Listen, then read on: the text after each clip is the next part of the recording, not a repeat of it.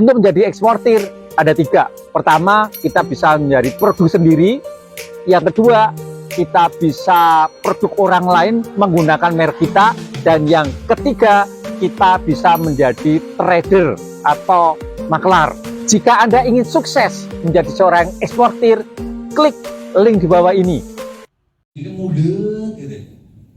Jadi saya ketemu seneng dengan teman-teman yang semangat untuk dieksportir. Saya pengen tanya, di sini yang pengen jadi eksportir angkat tangan.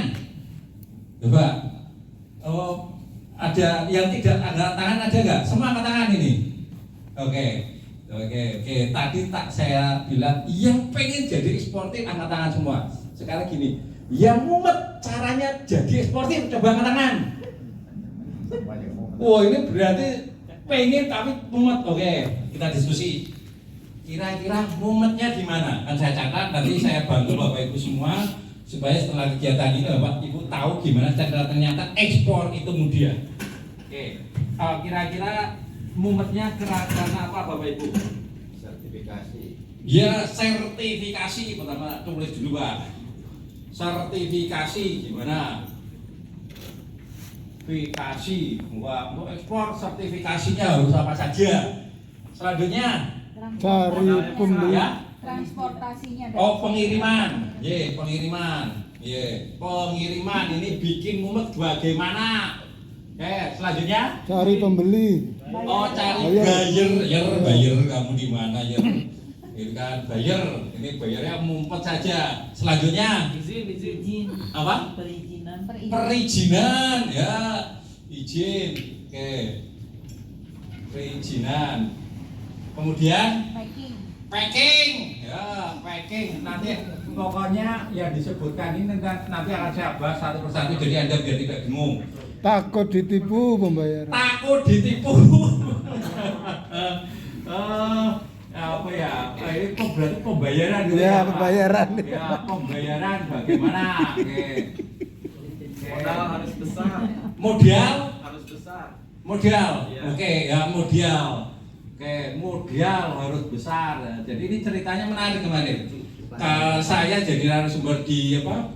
Di Surabaya. Di sebelah sana bilang masalahnya Pak modal, bukan? Sebelah sini nyeletuk makanya nambah mertua. Iya. Wah, tapi saya nggak ngajari solusi seperti itu ya. Nanti saya pulang dicegat sama masnya, mbaknya gitu kan, suami istrinya. Jadi cara modal terus selanjutnya kira-kira apa? Buyer ya, sudah buyer. Oh, supplier, pembayaran deh, supplier. Oh ya, produk apa saja yang bisa diekspor? Oke. Oh ya, asuransi. Oh, oke. Nah, ini ya ternyata banyak sekali ya masalah-masalah. Ternyata kalau ditulis ini nggak cukup. Makanya Bapak Ibu mumet menjadi seorang eksportir. Oke, ya. Jadi mumetnya Bapak Ibu itu sama dengan mumetnya saya dulu. Kenapa? Saya pernah ikut seminar untuk menjadi eksportir. Pulang dari seminar nggak cerah malah bumet. Kenapa? Ya karena menurut saya mentornya terlalu teoritis. Gitu. Jadi eksportir Anda itu harus punya pabrik. Kenapa? Kalau bayinya minta kamu nggak punya produk selesai. Kalau punya pabrik Anda juga harus punya izin. Harus punya macam-macam. Akhirnya siapa? Saya nggak punya uang, nggak punya apa, saya pulang dan saya mumet nggak bisa ekspor. Nah ternyata setelah saya banyak masuk, saya banyak belajar, ternyata ekspor itu tidak semumet itu. Saya nanti akan bahas satu persatu termasuk sertifikasi, cara pengirimannya. Jadi ini memang saya mumet. Itu cara saya yang dulu. Ternyata ekspor itu ada cara yang mudah, efektif dan efisien. Tembus pasan ekspor dengan modal yang sedikit, tidak perlu nambah mertua. Ya, oke. Setelah saya melihat banyak sekali kenapa UMKM gagal. Pemerintah sekarang gencar-gencarnya UMKM naik kelas. Oke, coba Bapak Ibu bisa tunjukkan nggak? Ada program dari pemerintah yang bisa menaikkan UMKM naik kelas? Ada yang bisa jawab? Enggak. Saya sering ketemu orang dinas, saya sering ketemu orang kementerian, saya tanya, Mas, Mbak, Pak, Bu, ada nggak sih? Ini kan programnya banyak ini, sampai miliaran mungkin bisa untuk mendorong UMKM naik kelas. Tapi UMKM-nya yang naik kelas ada nggak sih? Mereka sulit. Nah, ternyata menurut saya karena caranya yang salah. Sorry, bukan caranya salah. Kalau caranya salah nanti saya dimarahin. Caranya kurang tepat. Itu menurut saya. Kenapa? Kadang UKM yang mau naik kelas itu banyak diajarin yang menurut saya tidak perlu, belum saatnya diajari. Contohnya, saya pernah juga ikut suatu kegiatan diajarin pembukuan. UMKM pembukuannya itu harus rapi, gitu kan? Uang masuk, uang keluar harus rapi, harus tercatat, harus dipisahkan. Uang perusahaan dan uang pribadi, yo nek ono duite. Ya kalau ada duite, iya bener, gitu kan? Lah kalau kondisi kita nggak punya duit, mau diajarin pembukuan kayak apa, nggak akan jalan Pak Bu, gitu kan? Yang penting itu cari uang dulu, masalah administrasi gampang.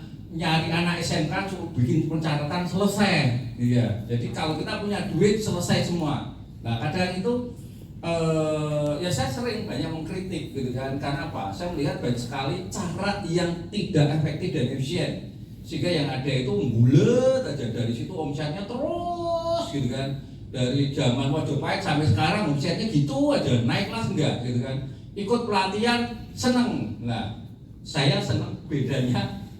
Ya, saya kajian di beberapa kegiatan pemerintah dan yang swasta berbayar ini etosnya beda. Kenapa? Yang ada beberapa di kegiatan pemerintah senangnya apa? Setelah selesai kegiatan, boleh cepet selesai. Kenapa? Terima amplop. Iya, habis itu ikut kegiatan lain, terima amplop lagi, gitu kan? Jadi UKM-nya dimana dan tidak bisa naik kelas. Gitu. Saya akan cerita bagaimana kami dari garasi dan bisa buka pasar ekspor ke negara. Ini salah satu UKM yang sedang viral, yang bikin banyak pejabat penasaran. Kenapa? Karena saat pandemi omset kami naik, sampai beberapa pejabat, Pak Menteri datang, Pak Teten Mas Duki, beliau datang ke Naruna, ada Pak Ganjar, ada Pak Sandiaga, Pak Luhut, kemudian ini Pak Menteri Perindustrian, dia penasaran. Kenapa? Saat pandemi yang lain tiarap omsetnya, ambiar, ini kok naik terus gitu. Jadi makanya mereka datang melihat dan penasaran. Sebenarnya selain ini banyak sekali Gubernur BI dan banyak pejabat-pejabat lain datang dan mereka melihat Naruna ini pengelolaan sempurna, perfect. Jadi kenapa perfectnya? Caranya benar, strateginya benar sehingga bisa naik kelas. Jadi UMKM naik kelas atau UMKM bisa ekspor itu sebenarnya karena tergantung strateginya bagaimana. Oke, nah produk inovatif Naruna seperti ini. Jadi kami bikin sesuatu cangkir piring dalam tanda kutip berbeda. Kalau sama agak sulit. Saya kasih contoh. Jika Bapak Ibu punya produk misalnya ini sama, ini spidol dan spidol ini. Orang akan, jika produknya sama, customer akan milih harga yang paling murah. Makanya saya selalu berpikir ke staff saya ketika saya briefing, jangan bikin produk yang sama dengan kompetitor apa yang sudah ada di pasaran, sehingga kita bisa jual mahal. Misalnya kompetitor bikin cangkir seperti ini harga 10.000, yoben. Saya bikin sesuatu yang harganya 120.000, 12 kali lipat. Jadi kompetitor bikin kayak gini, kita bikin kayak gini, sehingga walaupun harganya 12 kali lipat lebih mahal, tapi laku keras dan banyak customer yang melakukan repeat order, beli lagi dibeli lagi. Bapak Ibu bisa perhatikan banyak sekali UKM yang dia ketika kompetitornya itu jual 10.000, dia itu mau jual 9.000 masih takut. Laku enggak ya? Kenapa? Mereka seperti itu takut karena dia tidak punya kekuatan produknya sama saja. Padahal kalau kita lihat modalnya ini sama ini, Ya bedanya 11-12. Ada beda tapi tidak jauh, gitu kan. Pak, ini kan ada kayunya Pak, ini adalah kayu. Kita di daerah Jawa Tengah itu cari pinggir jalan di limbah-limbah banyak. Jadi sebetulnya ini kalau saya bilang kreatif. Bagaimana kita tidak punya uang kere, tapi aktif, kreatif sehingga kita bisa berpenghasilan yang luar biasa.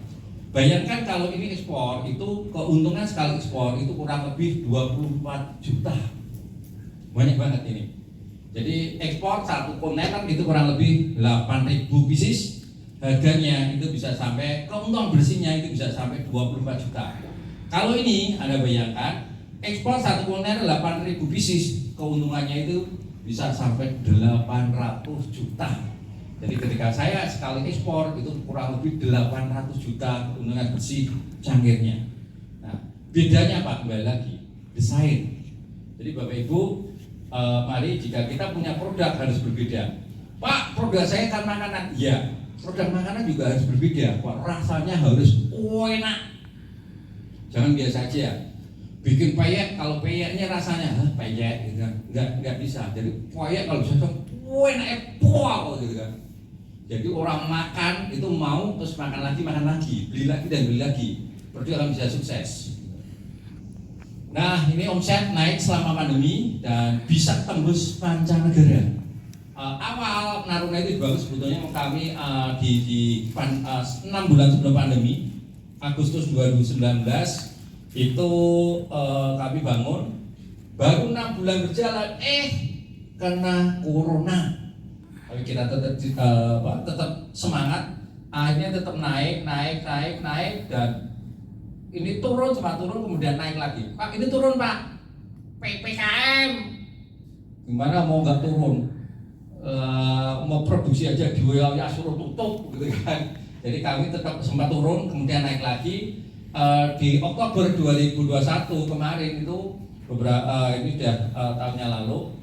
Itu kami omsetnya itu sudah naik sampai 22 kali lipat. Jadi 22 kali lipat ini hanya kami lakukan kurang lebih hanya 1,5 tahun.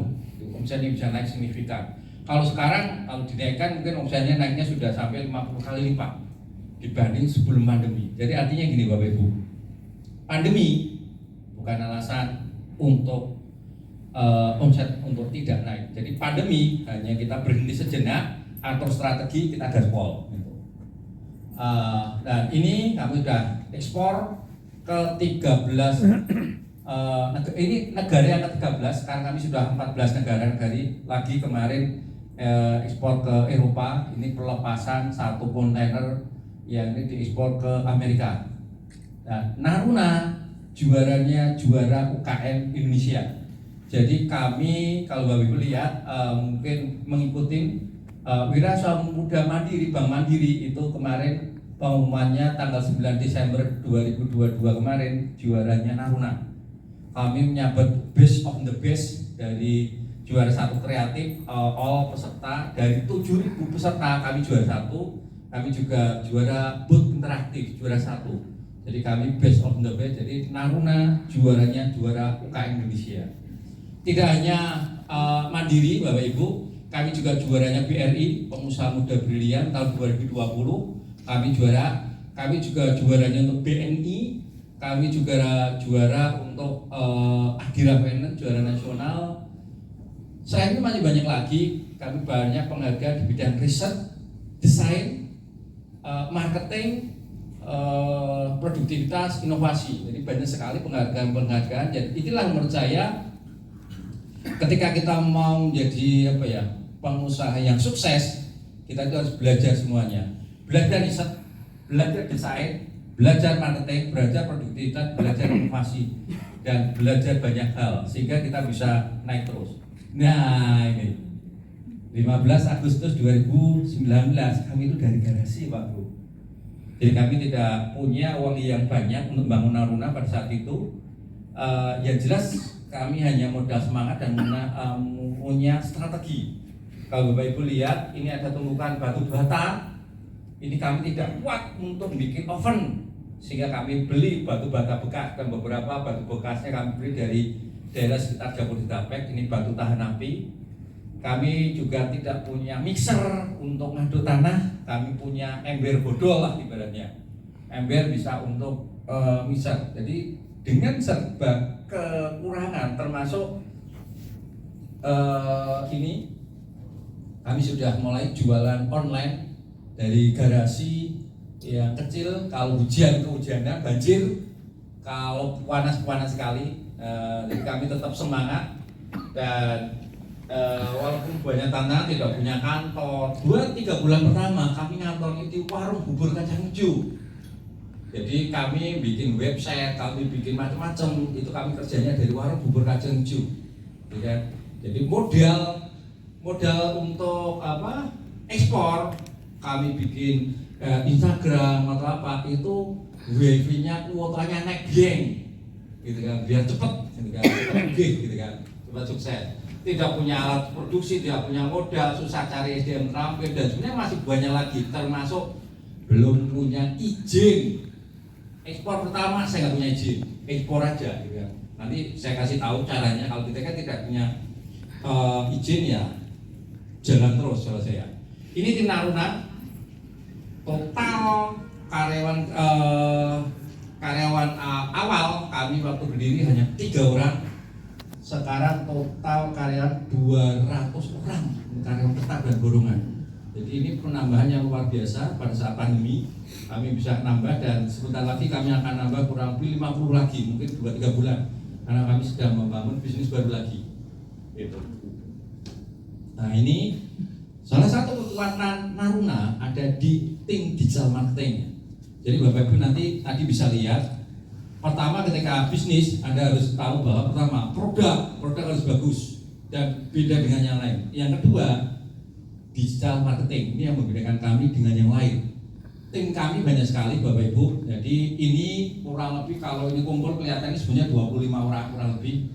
Jadi ada yang ini misalnya ngurusin TikTok, ngurusin Shopee, ngurusin Tokopedia, ngurusin eBay, ngurusin ini YouTube, ini ada yang ngurusin reseller, ada yang dropshipper, ada macam-macam. Jadi setiap orang itu kami punya andalan sendiri-sendiri, gitu kan. Pak, itu kan bayarnya tim digital marketing mahal. Iya. Tapi kalau kami tidak melakukan, kami nggak bisa. Dan ini kami lakukan awalnya hanya dari 1 orang, terus nambah satu lagi, gitu kan. Dan ini salah satu ketika kami bikin konten ya, kami seadanya aja. Jadi pokoknya biar konten-konten kami bagus ini. Ini channel-channel marketing kami seperti ini. Kami ada TikTok. Ya, kami followernya 225.000. Ada Instagram sekarang kalau nggak salah followernya 146.000. Ada Facebook, ada YouTube, ada TikTok Shop, ada Shopee Mall, ada Tokopedia, ada website, kemudian ada reseller, ada dropshipper. Jadi gini Bapak Ibu, saya mungkin pengen kasih tahu yang membedakan kami dengan yang lain. Salah satunya itu kekuatan strategi. Jadi misalnya kalau orang-orang yang lain itu misalnya bikin cangkir, itu dia hanya mengandalkan misalnya satu pemasaran. Misalnya dia bikin cangkir, ini misalnya ini cangkir, misalnya, oke. Nah, channel pemasaran itu biasanya lebih banyakan UKM itu titip jual. Ya, titip jualnya kemana? Misalnya Sarinah, atau mungkin Batik Keris atau apa gitu kan, dan bla bla bla gitu kan. Nah, untuk titip kita seperti ini, Anda tidak cukup untuk satu cangkir. Paling tidak Anda harus, saya sudah mengkaji harus tidak 2.000 cangkir. Kami tidak punya uang untuk produksi sekitar 2.000 ini dari awal. Nah terus caranya gimana Pak? Kami lebih suka cangkirnya satu, tapi channel pemasarannya itu yang banyak. Jadi ini channelnya kami misalnya ini kami lebih suka caranya seperti ini. Jadi ini cara-cara teman-teman yang lain mungkin seperti itu. Kami lebih baik cangkirnya satu, channelnya yang banyak. Kami jual di IG, di FB, kemudian di TikTok, di YouTube, kemudian di website. Kami juga jual di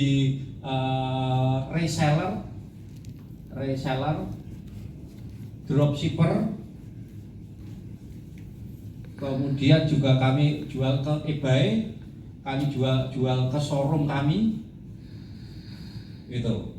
Dan sebenarnya masih banyak beberapa channel-channel pemasaran. Jadi artinya kami itu lebih suka karena kami tidak punya uang, kami lebih punya efektif satu cangkir itu channel pemasarannya ya IG, FB, TikTok, YouTube, website, iya itu. Jadi cangkirnya satu, tapi pajaknya ada di mana-mana. Ini jauh lebih efektif, efisien. Apa yang kami lakukan ini terbukti sukses daripada saya seperti ini, gitu kan? Karena ketika kita bikin 2000, jual kemana-mana belum tentu laku. Tapi kalau saya hanya bikin satu, kemungkinan lakunya muternya akan cepat. Pak, kan harus bikin FB, bikin ini, gampang. Ambil lagi modalnya kuota, kalau nggak punya kuota ke warung bubur kacang hijau, kuotanya gratis, gitu kan. Jadi beli satu mangkok, wifi-nya full, gitu ya. Jadi kadang kita harus, yaitu kembali lagi kreatif. Nggak punya uang nggak masalah, tapi kita harus kreatif, cerdas, supaya kita bisa menyelesaikan semua masalah. Ini customer Naruna itu sekarang kurang lebih 50.000, banyak sekali Bapak Ibu, dan ini setiap hari bertambah. Kami ada, kalau di Indonesia ada Pelataran Group, kemudian Gaya, Amanjiwo, Hafe, Gaya, kemudian ada, kalau di sini ada grupnya, semua grupnya Horizon, grupnya Kompas Gramedia yang hotel, kemudian ada T-Sate, Seribu Yasa, banyak sekali customer kami. Ini customer yang ekspor. Jadi rata-rata customer kami hotel bintang 5, resort, ya perorangan juga banyak. Nah, ini salah satu juga bisnis pengembangan kami yang baru, Bapak Ibu. Jadi ketika semua bisnis di keramik saya sudah jalan, saya itu bangun, kalau Bapak Ibu nanti ke Salatiga bisa mengambil banyu. Jadi saya jadi pengusaha angkringan, lumayan banyak jadi pengusaha angkringan itu. Jadi angkringan banyu yang sedang viral. Pengunjung kalau setiap Sabtu Minggu itu minimal rata-rata 5.000 sampai 6.000 orang pengunjung, gitu kan. Jadi lumayan omsetnya per bulan itu bisa sampai 750 juta omset. Keuntungan bersihnya itu bisa sampai 200, minimal 150. Enak kan? Jadi cuma apa, jualan apa? Angkringan. Kalau ditanya, Pak Roy profesinya apa? Jualan angkringan, gitu kan. Tapi ya lebih baik jualan angkringan, omsetnya sampai ratusan juta, keuntungan bersihnya enak, gitu. Setelah ini sukses, saya sedang bangun bisnis satu lagi juga lebih seperti ini, tapi lebih kuat di playgroundnya. Ada tempat wisata Bulan Sawah namanya. Ini sedang proses pembangunan. Nah, ini banyak sekali UKM-UKM yang kami bantu dan omsetnya naik. Ada yang ini baju, dia desain baju. Kalau yang ini tenun, kalau ini kopi. Kalau kopi contohnya misalnya, awalnya omsetnya hanya 20 juta, kemudian kami dampingi, kami bantu strateginya, penjualannya, omsetnya naik itu bisa sampai 250 juta per bulannya. Jadi kami dampingi naiknya bisa sampai 12 kali lipat, omsetnya naik. Ada juga Bostik, awalnya ini omsetnya 25.000 naik menjadi 85.000, lumayan. Ini frozen food, beberapa sudah ekspor. Kalau yang ini sepatu, ya awalnya omsetnya sedikit, dia 6 juta, kemudian kami dampingi omsetnya naik 10 kali lipat jadi 60 juta. Karyawannya awalnya 1 menjadi 4, ini lumayan. Jadi ada juga yang percetakan, sablon, kaos. Jadi banyak sekali UKM-UKM yang kami dampingi dan omsetnya naik. Ini banyak kegiatan kami, jadi narasumber dari pihak Kementerian Perdagangan, kampus, dan banyak sekali. Nah, ini sekarang saya akan cerita bagaimana ekspor.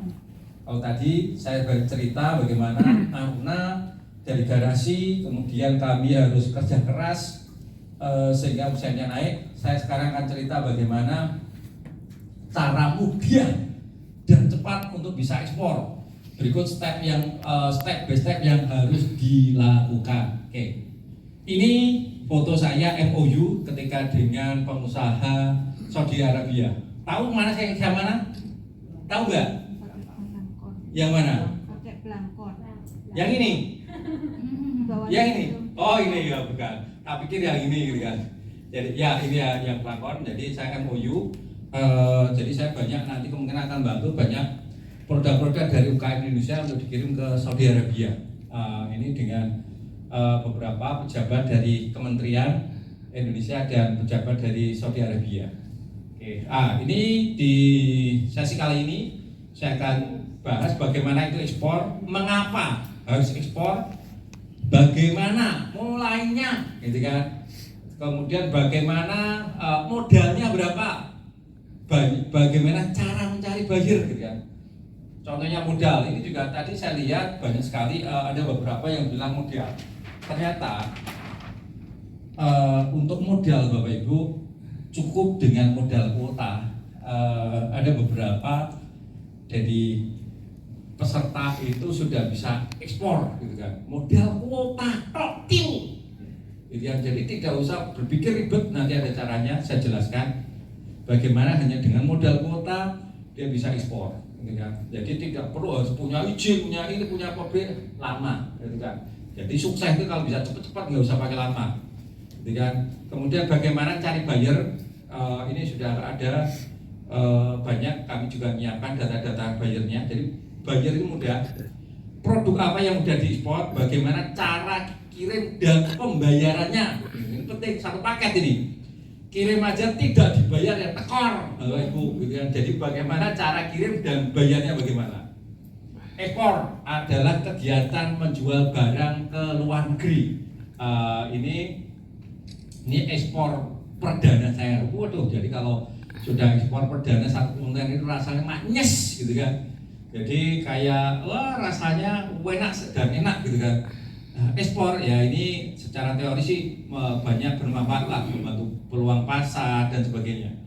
Nah, kenapa kita perlu ekspor? Karena harga jual lebih tinggi, itu simple. Jadi di Indonesia biasanya kenapa kita harus mencari ekspor? Karena ada beberapa produk di Indonesia itu harganya biasa saja, kita jual harganya bisa tinggi. Contohnya keripik singkong di Indonesia 1 kilonya hanya 50.000, itu sudah harga baik. Tapi ketika kita juga bisa ekspor, harganya itu bisa naik sampai 3 kali lipat, bisa menjadi 150.000 per kilonya. Gitu. Jadi kemudian ada produk yang mungkin di Indonesia tidak laku. Misalnya Pak jengkol. Siapa yang ada penggemar jengkol? Saya yakin tidak ada yang berani angkat tangan, gitu kan. Malu sama sebelahnya, gitu kan. Jengkol itu ternyata diekspor laku, ekspornya kemana? Ke Thailand, ke Vietnam, itu banyak. Jadi makanan yang mahal di sana. Kemudian banyak juga tadi ada saya kasih contoh misalnya janda bolong. Tanaman ini bukan orang loh, nanti ekspor janda-janda saya malah dimarahin, gitu kan. Jadi tanaman janda bolong itu pun bisa diekspor. Di Indonesia yang harganya sekarang dus rame mahal, sekarang harganya 10.000, diekspor itu harganya bisa $15. Nanti saya kasih contohnya. Jadi ada juga tanaman-tanaman yang biasa. Saya ke toilet saya lihat ada tanaman dilirik pun tidak, ternyata itu juga bisa diekspor. Jadi banyak sekali produk yang tidak dilirik, termasuk itu apa? Lidah mertua yang panjang kayak pedang, itu di Indonesia tidak ada harganya, tapi diekspor itu bisa mahal. Pak, kok mahal? Karena tanaman seperti itu diyakini itu bisa menyerap banyak racun, dan sehingga mereka orang-orang luar menanam seperti itu, seperti kayak sugesti, dia merasa tenang, merasa nyaman, gitu. Nah ini kenapa harus ekspor, karena harganya bagus, termasuk transaksi penjualan itu besar dan kontinu. Maksud gini, ketika saya mendampingin UKM yang ekspor keripik, dia bisa ekspor 1 kontainer itu jumlahnya sampai ratusan kilo. Jadi sehingga apa? Transaksi ini besar, tidak hanya 1 kilo, 2 kilo ya. Kalau ekspor kan langsung banyak, Bapak Ibu. Nah, kemudian terus kontinu apa? Dia itu beli Januari beli, kemudian Februari beli, Maret beli. Jadi artinya gini, jika Bapak Ibu nanti sudah dapat buyer yang mapan, cukup 1-2 buyer pun Anda sudah bisa kewalahan, gitu kan. Jadi Kalau misalnya satu buyer pesanannya itu bisa misalnya 1 ton atau mungkin berapa 2 ton misalnya, wah Anda tinggal gorengin aja, udah cukup, itu aja cukup. Jadi kadang yang memang yang harus kita kerja agak ekstra itu nyari buyer di awalnya gitu. Oke, terus rata-rata sekali ekspor dari teman-teman saya itu keuntungan 15 sampai 250 juta minimal, paling apes-pes 15 juta lah di tangan gitu. Itu apes. Tapi rata-rata 100 juta. Jadi dari pengalaman teman saya, misalnya yang ekspor furniture, kalau Bapak Ibu lihat ada misalnya dari Jogja, dari Solo atau dari Jepara, satu kontainer furniture itu nilainya bisa 400 sampai 700 juta. Nah, dari 400 700 itu bisa keuntungan bersih kurang lebih 100 juta. Jadi pastikan Bapak Ibu semangat untuk jual ekspor karena keuntungannya banyak. Ini salah satu kalkulasi keuntungannya Arang. Jadi beli harganya 15.000, jual harganya 20.000. Jadi keuntungan kita itu 5.000. Oke. Satu kontainer itu kurang lebih 20 ton atau 20.000 kilo. Jadi keuntungan 5 kali 20.000 100.000. Bayangkan Bapak Ibu. Jadi ini keuntungan 100 juta kok 100.000 sedikit teman. 100 juta keuntungan sekali ekspor. Makanya kalau sekarang kita lihat banyak sekali orang yang mencari arang karena potensi itu tinggi. Pak, caranya gimana? Lah, saya sarankan Anda jadi trader. Kalau Anda jadi produsen terlalu lama. Kalau trader enak. Kalau Anda bayangkan Anda jadi produsen, tanam kelapa sekarang, panennya kapan? Tanamnya kelapa mungkin tiap hari ditariin gitu kan, baru beberapa tahun kemudian keluar kelapanya, diambil batoknya agak lama. Jadi lebih enak cara singkat jadi trader. Ya, gitu kan. Ambil, cari, beli, bayar, selesai gitu kan. Tadi saya sempat di daerah Tangerang, dalam tanda kutip ada yang protes, Pak, harga arang itu saya dari Sulawesi Pak, itu di bawah 15.000 Pak. Kemarin saya itu beli 5.000 1 kilo.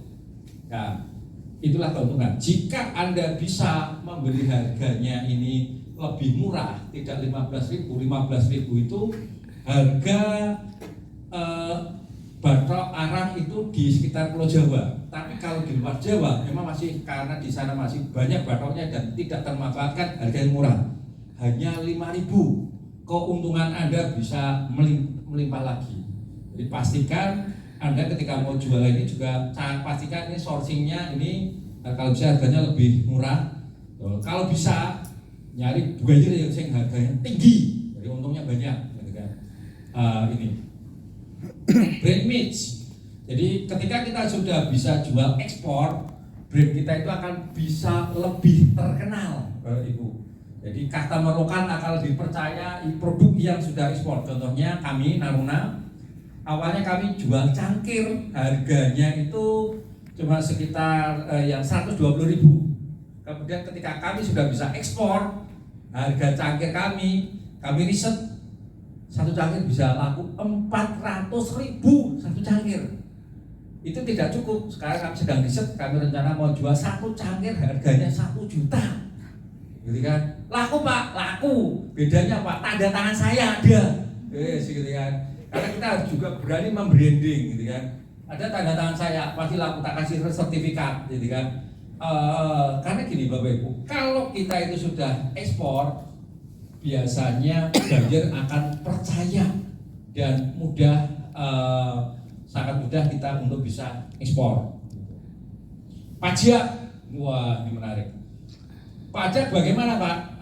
Transaksi ekspor itu dikenakan PPN 0%. Artinya gini, misalnya saya jual ini di dalam negeri, ada kewajiban saya bayar PPN 11% ke anak buahnya Mbak Sri, gitu ya, di pajak itu. Tapi jika produk yang sama saya jual ekspor, pajaknya 0%. Cukup kita bikin laporan bahwa produk ini kita lakukan dijual dan tidak ada kewajiban kita untuk bayar PPN.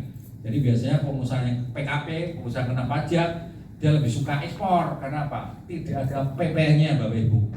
Ya, diharapkan produk Indonesia kompetitif di pasar luar negeri. Devisa, eksportir adalah pejuang devisa, saya setuju. Tapi saya lebih setuju eksportir adalah pejuang keluarga. Ya, saya senang. Apa? Karena apa? Dari teman-teman saya yang eksportir atau beberapa UKM yang kami dampingin yang bisa ekspor, mereka menurut saya menikmati hidup. Rata-rata beberapa anaknya itu sekolah di luar negeri. Menurut saya enak. Ada juga jalan-jalan sering ke luar negeri. Alasannya ketemu buyer. Kok Inggris ketemu buyer? Kenapa Mbak? Ketemu Inggris. Ke Inggris Mas. Kenapa? Ketemu buyer. Ketemu buyernya sehari, jalannya 7 hari Pak. Gitu kan. Jadi apa? Ya menurut saya karena secara ekonomi mereka mapan. Dan yang membuat saya tertarik menjadi eksportir sebenarnya satu hal. Apa? Dulu saya di M4 terakhir, kemudian saya keluar. Saya ingat sebaik-baiknya saya bekerja untuk orang lain, saya segiat-giatnya membangun perusahaan orang lain. Ketika saya pensiun, semua saya tinggal. Jadi dari detik itulah saya pikir, kenapa saya nggak bikin usaha sendiri. Jadi akhirnya saya putuskan, saya keluar dari GM, saya bangun usaha sendiri. Karena sekarang di usaha sendiri saya dapat gaji. Bedanya ketika saya dapat GM, dulu di GM saya dapat gaji, ketika saya pensiun gaji semua tak tinggal. Tapi ketika ini usaha sendiri, saya bangun sendiri dengan semangat sendiri dan hasilnya jauh lebih banyak dari penghasilan saya yang dulu. Setelah saya nanti pensiun, uang itu semua bisa saya wariskan ke anak saya. Ini penting. Jadi kenapa saya semangat untuk membangun bisnis saya sendiri. Jadi saya karena saya menyiapkan untuk masa depan, terutama untuk anak-anak. Jadi minimal ya kita ya sekolahkan, tapi kalau misalnya kita punya bisnis yang bagus, anak itu kita ajarin dan dia akan meneruskan. Jadi apa yang kita perjuangkan itu saat ini kita juga dapat gaji, di kemudian hari bisa dinikmati oleh anak cucu kita. Nah ini salah satu kenapa saya tertarik sekali untuk menjadi seorang eksportir. Dan ternyata support pemerintah kepada UKM yang ekspor sangat besar sekali. Banyak sekali bantuan-bantuan yang diberikan pemerintah. Saya pernah dapat Bapak Ibu bantuan alat senilai 180 juta tahun lalu. Sebelumnya saya pernah dapat 270 juta bantuan alat gratis. Nah, bantuan-bantuan ini lebih banyak memang untuk UMKM yang ekspor banyak kan. Biasanya bantuannya bentuk alat, bukan uang cash. Tapi kalau Anda pengen uang cash, ikut seperti kami, pengusaha muda brilian, itu kami juara dapat uang 250 juta cash. Kemudian yang kemarin Mandiri, kami bisa dapat 360 juta, lumayan. Jadi cash, jadi ikut kegiatan-kegiatan seperti itu, menang pasti kita akan dapat benefit, banyak sekali benefitnya. Jadi ketika kami juara wirausaha mandiri, ya itu dapat uang cash 360 juta, kemudian juga diorderin dari Bank Mandiri hampir 1 miliar.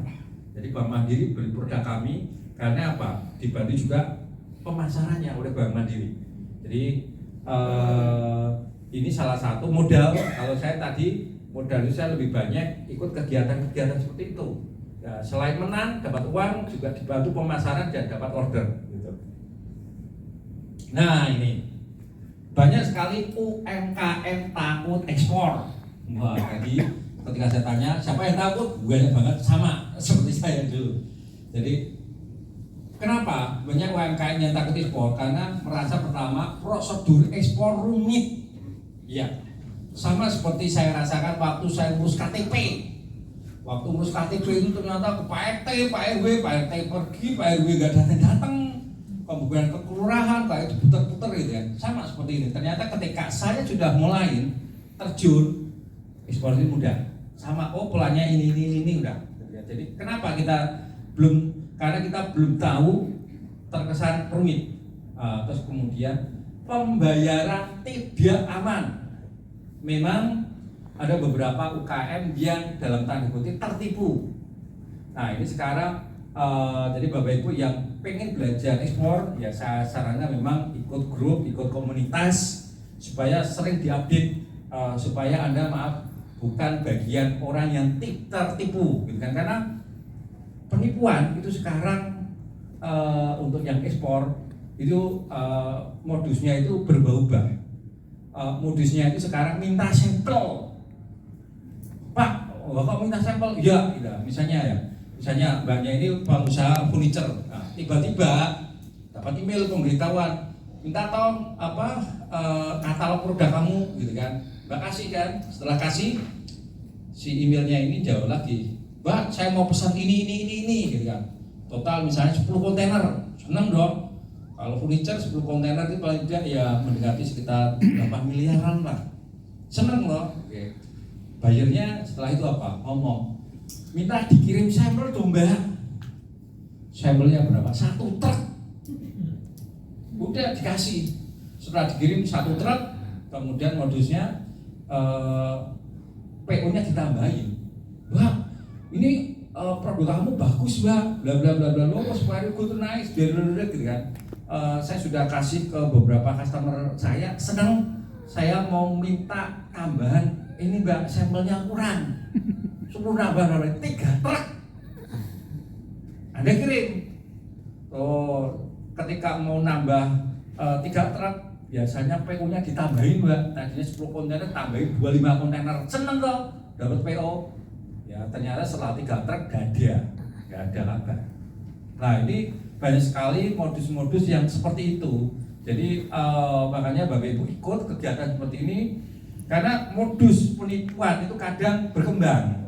Jadi penipu itu biasanya selangkah lebih pintar daripada polisi, gitu kan? Jadi dulu kalau misalnya papa, mama minta pulsa, sekarang nggak ada karena sudah ketangkap. Modusnya baru lagi, gitu kan?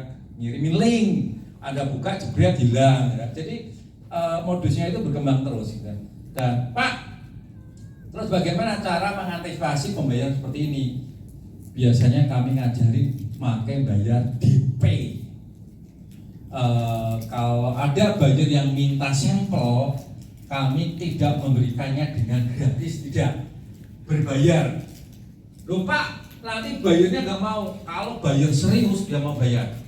Tapi kalau bayarnya abal-abal minta gratisan, dia disuruh bayar dia lari. Jadi saran saya suruh bayar, walaupun tidak penuh nggak apa-apa.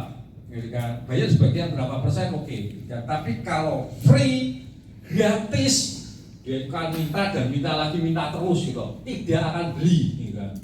Tapi salah satu cara kita mencari bayar ini benar apa enggak, kalau suruh minta sampel, dicas sebagian.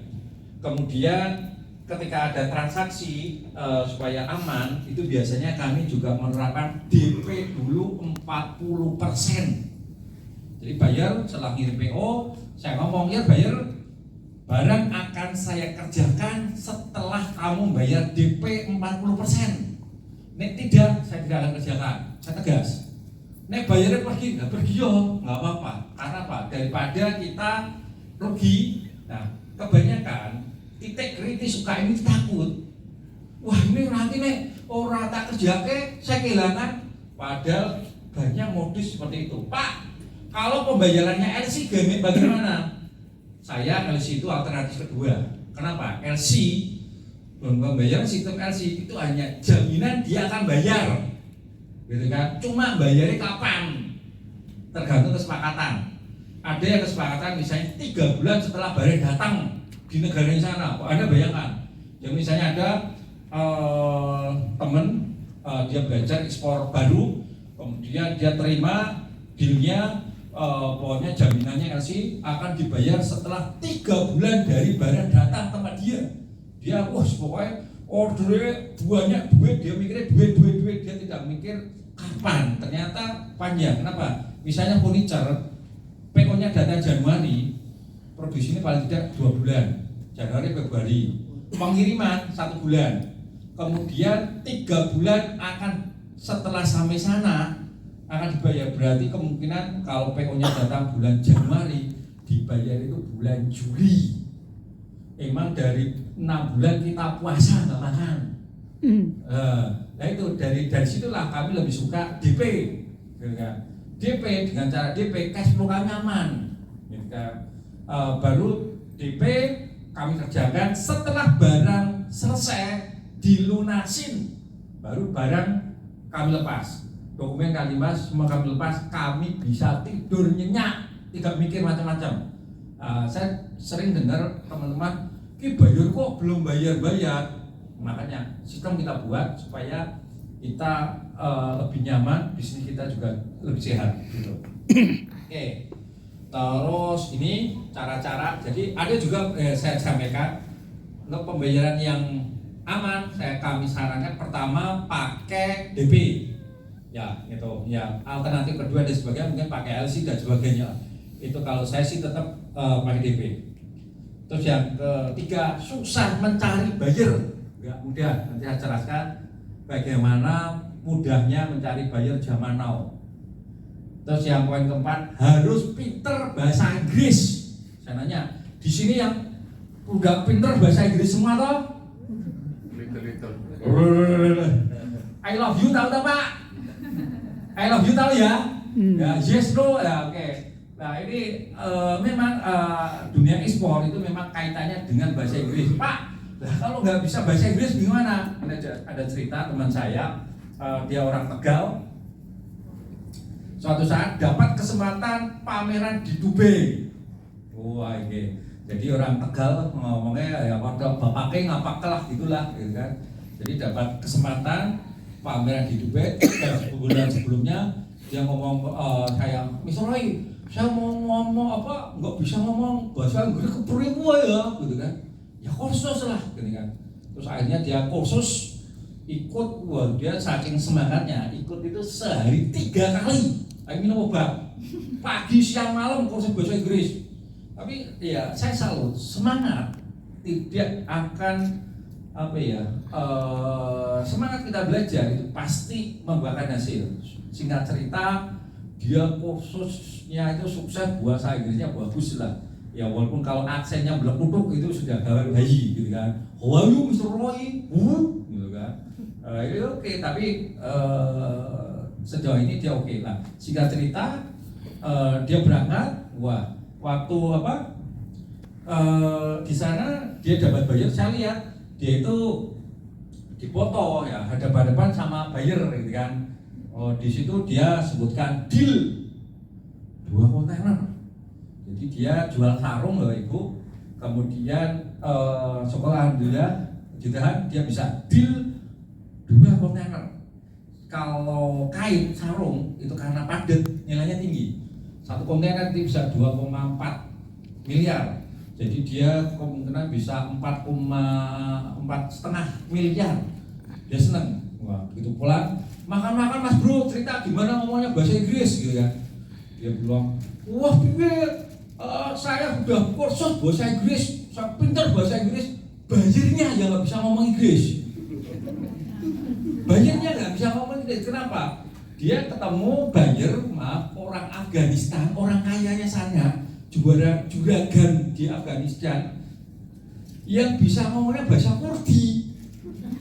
Nah, dia itu tahunya bayarnya itu apa? Assalamualaikum dia tahu sama alhamdulillah. Liane belas aku ora ngerti Mas Roy gitu kan. Lah itu kan pokoknya assalamualaikum sama alhamdulillah. Yang lain tuh ngomong apa aku nggak ngerti. Lah terus kamu komunikasinya gimana gitu kan? Jangan takut. Dia langsung gitu kan.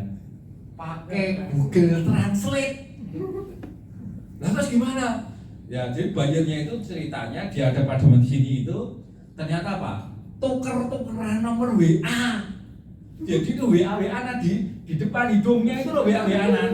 Karena kan nggak bisa komunikasi. Jadi tuker-tukeran nomor WA, kemudian dia WA ke sini di Google Translate, jawab sana dari sana, deal 2 kontainer. Ya artinya Bapak Ibu, kadang kalau kita yang terlalu misalnya sempurna aja, pinter bahasa Inggris, pinter apa-apa, kadang malah agak sulit. Yang penting apa sebetulnya mau belajar dan kita action. Ketika kita action pasti pintu jalan terbuka. Nah, dia juga ketemu orang Korea yang tidak bisa ngomong Inggris, dia bisa komunikasi. Artinya sebetulnya kita pinter bahasa Inggris pun sebenarnya kurang kalau kita tidak bisa kalau kita ketemu buyer yang tidak bisa ngomong Inggris kesulitan, tapi ternyata ada Google Translate. Google mempersatukan seluruh bahasa di dunia dengan komunikasi, jadi jangan takut. Nah, menganggap ekspor itu harus banyak. Ya ini kalau saya lihat banyak sekali teman-teman yang gagal dia bisa melayani ekspor karena berpikir banyak. Cara-cara seperti itu saya anggap juga memang banyak mentor yang ngajarin kamu ekspor harus 1 kontainer. Enggak, justru Anda akan sulit. Ibaratnya gini, ketika anak baru lahir seperti mau belajar lari, tahapnya ada. Jadi jangan dulu merangkak jalan baru lari. Tapi maaf, jika kita tidak tahu apa-apa, tiba-tiba 1 kontainer, maka Anda nggak bisa apa-apa. Nah, jadi menurut saya, salah satu kenapa banyak sekali UKM-UKM pengusaha yang mau belajar ekspor itu gagal, karena dia langsung berpikir gimana cara nyari 1 kontainer.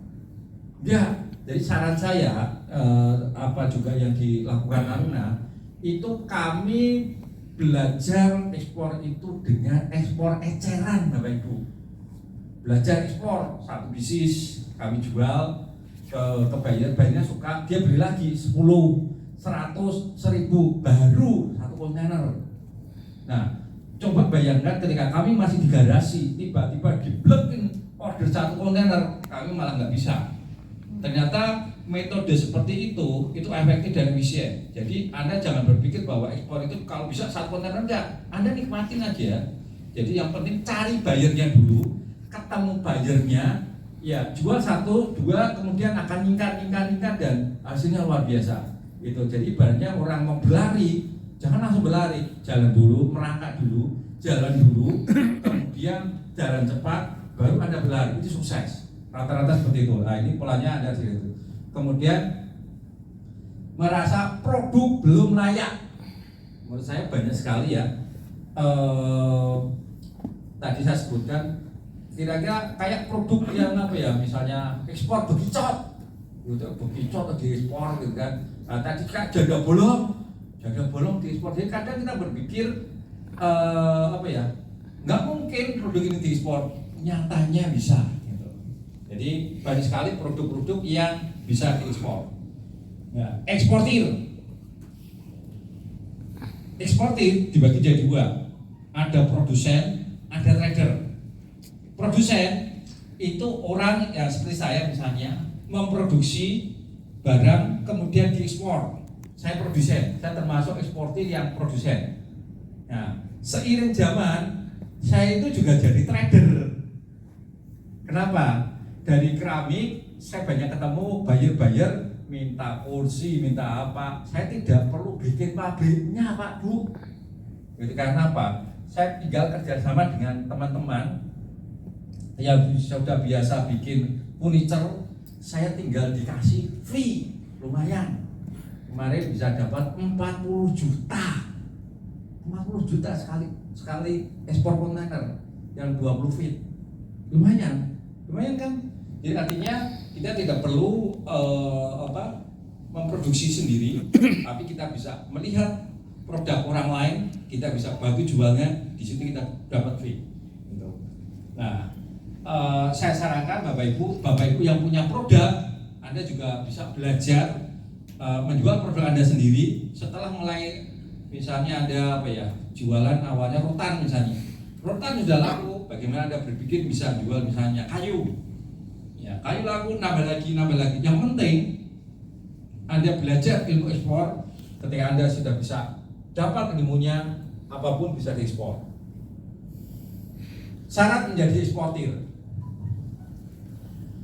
eksportir sesuai Permendag ini ada berbadan hukum, PT, CV dan sebagainya, koperasi, memiliki NPWP dan mempunyai salah satu izin dari dinas terkait. Ini syarat menjadi eksportir.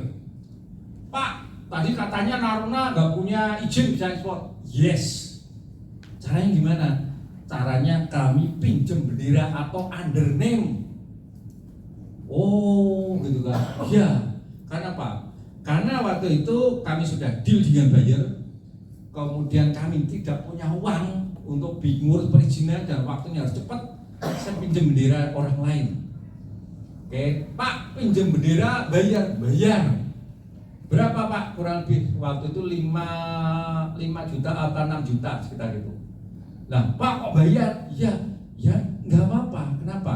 Karena kalau saya tidak pinjam bendera orang lain, saya nggak bisa ekspor. Jadi ekspor itu saya pakai pinjam bendera orang lain. Setelah ekspor, saya punya duit, baru saya ngurus izin. Gitu kan.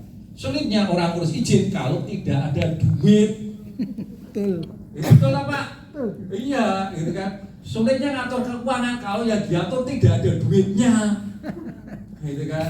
Jadi ketika kita sudah punya uang, nah, terus kuncinya apa? Saran saya, kita punya produk, nyari buyer dulu, gampang. Kalau sudah ketemu buyer, nanti dan lain-lain dan kawan-kawan itu mudah. Nah, kadang kebanyakan beberapa UKM yang di Indonesia itu lebih banyak menurut saya langkahnya menurut saya kurang tepat. Jadi dia berpikir saya harus punya produk, harus mikir sertifikasi dulu. Jadi misalnya itu apakah produknya sertifikasi dulu? Anda ketika berpikir sertifikasi, Anda itu sudah pusing, nggak punya duit, gitu kan? Karena apa? Ketika Anda sudah punya produk Anda sertifikasi, bisa langsung bisa naik? Nggak. Saya banyak ketemu teman-teman yang dia melakukan produknya sudah sertifikasi, misalnya gitu aja Pak Parawi, nggak bisa naik. Karena apa? Sertifikasi itu ya kadang beberapa itu dari pengalaman teman-teman malah pengeluarannya tambah banyak Pak. Contohnya saya itu ngajukan ke Balai POM Pak, loh itu malah disuruh bikin ini. Memang sertifikasinya 1 lembar Pak Bu, tapi syarat dan ketentuannya untuk dapat sertifikasi itu banyak. Harus melakukan ini, kemudian harus pencahayaannya harus cukup. Nah, pencahayaan cukup kan itu kan tulisannya harus beli neon. Neon memang nggak pakai kabel, balik beli kabel. Kemudian ada juga klausul misalnya tempat produksi harus terpisah dengan rumah. Kalimatnya sederhana Pak Bu, artinya Pak harus bangun, udah tidak boleh jadi satu dengan rumah. Ketika Bapak Ibu sudah disibukkan dengan sertifikasi, ya uang Anda sudah habis di situ, sehingga Anda tidak bisa berpikir kemana-mana. Kalau saran saya, cari bayarnya dulu, baru setelah ketemu bayarnya ditanya, kamu pengen sertifikasi apa? Sama seperti saya ketika saya belajar ekspor dulu, mentor saya ngomong, Roy, kamu harus punya sertifikasi NSNI, apalagi kurangnya kalau bisa ISO 14.000, bla bla bla. Saya mikir duitnya dari mana? Ya. Ternyata ketika saya ketemu bayarnya nggak minta. Orang mahal kayak Pak Bu, gitu kan? Bayarnya itu juga bayar kamu minta sertifikasi. Sertifikasi apa Roy? Enggak, udah kirim aja kirim. Dan saya sampai ekspor ke beberapa negara itu tidak perlu sertifikasi, gitu kan? Bukan saya anti sertifikasi lah, oke, gitu kan? Tapi ketika ternyata bayarnya tidak perlu, ngapain saya kasih sertifikasi? Karena membuat sertifikasi itu pakai duit. Contohnya Mas, SNI itu kan standar nasional Indonesia. Nah, sertifikasi SNI itu sebenarnya lebih banyak jika dia dijual di dalam negeri. Jika dijual negeri beda lagi. Jadi misalnya makanan ada BPRT, ada Balai POM, ada halal, ada sebagainya. Jika Anda jual ke Amerika nggak butuh itu. Amerika butuh dia sendiri punya sertifikatnya USDA, gitu kan. Sama seperti misalnya di Indonesia ada halal, Anda sudah ngurus, ketika mau diekspor ke Malaysia punya halal sendiri, berbeda, dan belum tentu halal Indonesia diterima di sana, gitu kan. Ada beberapa penyesuaian lagi. Artinya gini, kalau saran saya produknya kasihkan bayarnya oke, minta syarat-syarat apa baru kita penuhi, jauh lebih mudah. Nah, sama seperti persyaratan ekspor ini, kami ekspor dulu, nggak punya izinnya saya pakai orang lain. Begitu saya punya uang, baru ngurus izinnya. Artinya saya bukan tipe orang tidak peduli dengan izin, saya peduli. Cuma ketika kita fokus ke izinnya, kita cuma nggak bisa usaha. Jadi jalan dulu, nanti izinnya kita lengkapi. Nah, ini produk apa saja sih yang bisa diekspor? Berdasarkan aturan itu ada dibagi menjadi 3 kategori produk. Dibatasi ekspornya, dilarang ekspornya, dan bebas ekspornya. Oke. Dibatasi itu artinya pemerintah turut campur tangan melihat stok barang itu ada di Indonesia apa tidak. Contohnya kelapa sawit, ini kelapa sawit di sini masuk di sini.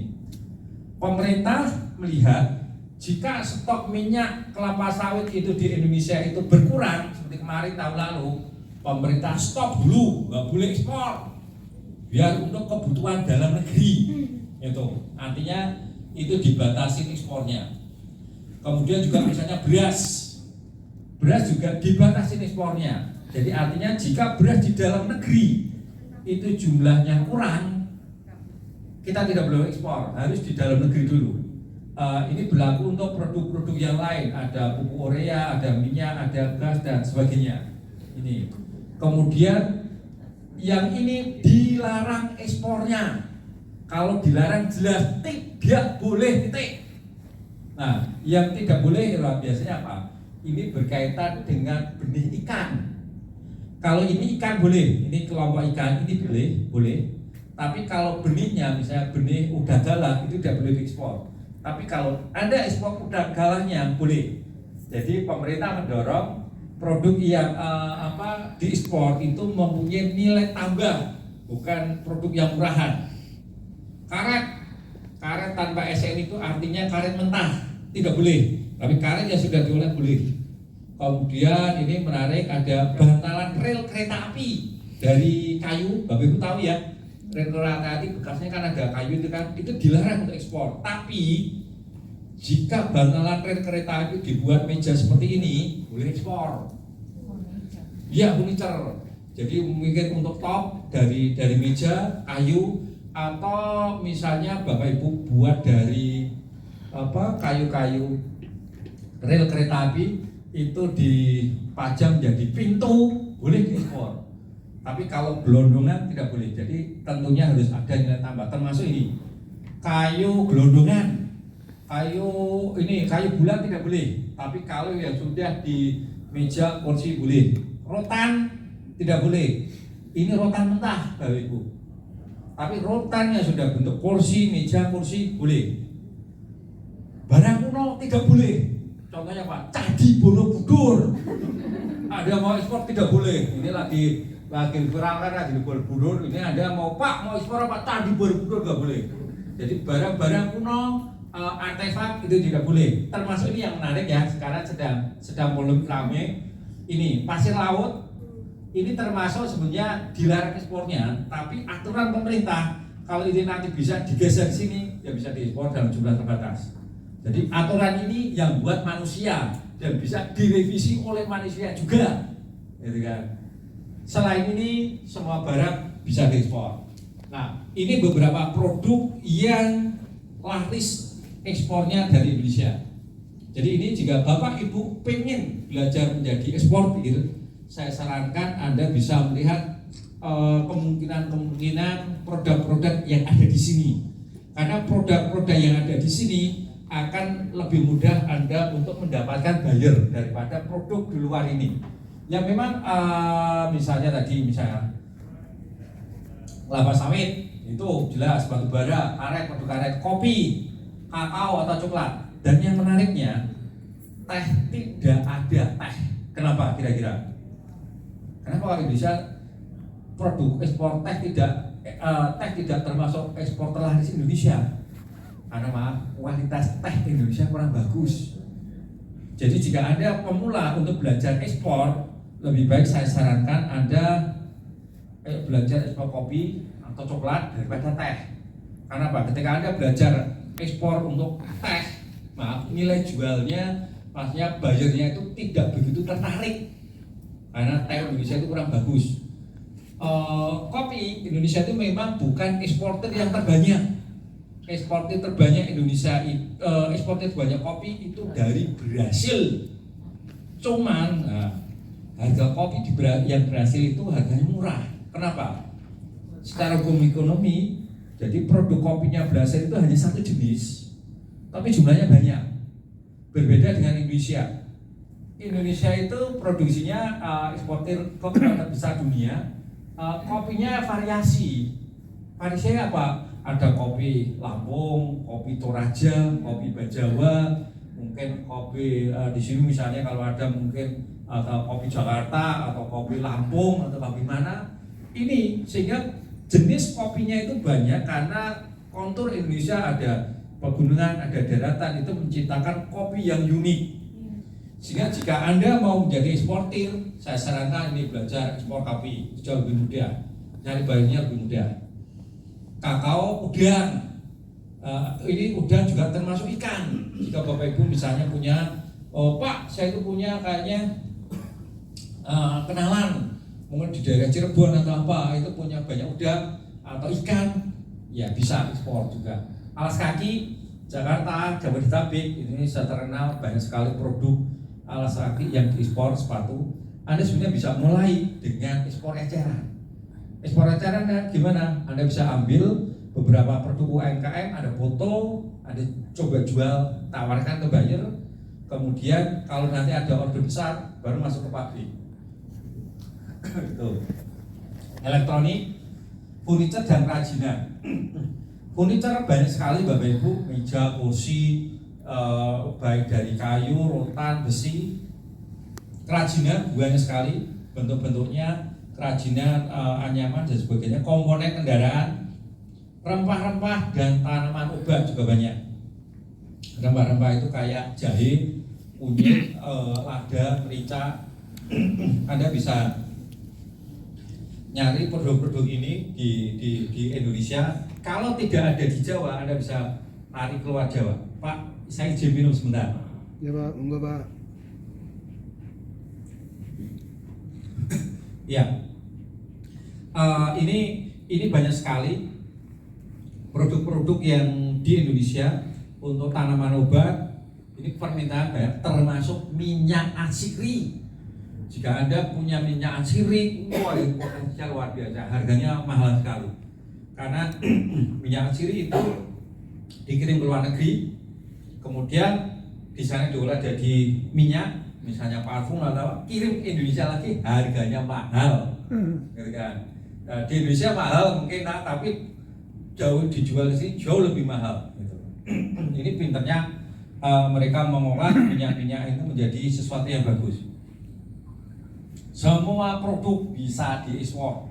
Ini contohnya produk yang ekspor di Indonesia. Furniture lebih banyak itu ekspornya mana?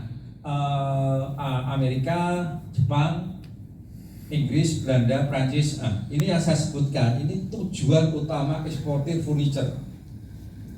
Bukan berarti di luar negara tersebut tidak membutuhkan produk, membutuhkan. Misalnya, Pak, kemarin ada ekspor furniture ke Singapura, ada, tapi jumlahnya yang saya sebutkan ini terbanyak. Di luar negara ini ada banyak negara-negara yang membutuhkan ekspor produk Indonesia. Kami punya database buyer kurang lebih 2.321. Pak, database ini dari mana? Apakah dari dinas terkait? Tidak.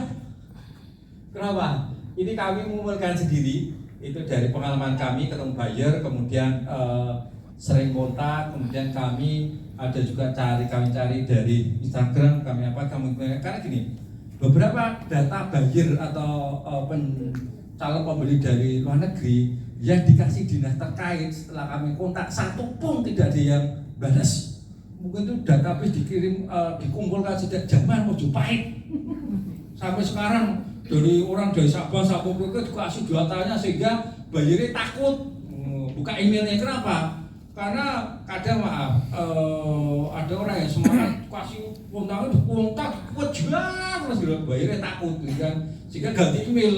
Dan itu ternyata database sudah sejak zaman Mojopahit, misalnya ada juga perusahaan yang tutup, kemudian ada perusahaan yang ketakutan sehingga ganti alamat email dan sebagainya. Apa yang kami lakukan itu database-nya based on apa yang kami kumpulkan, dan ini benar-benar valid.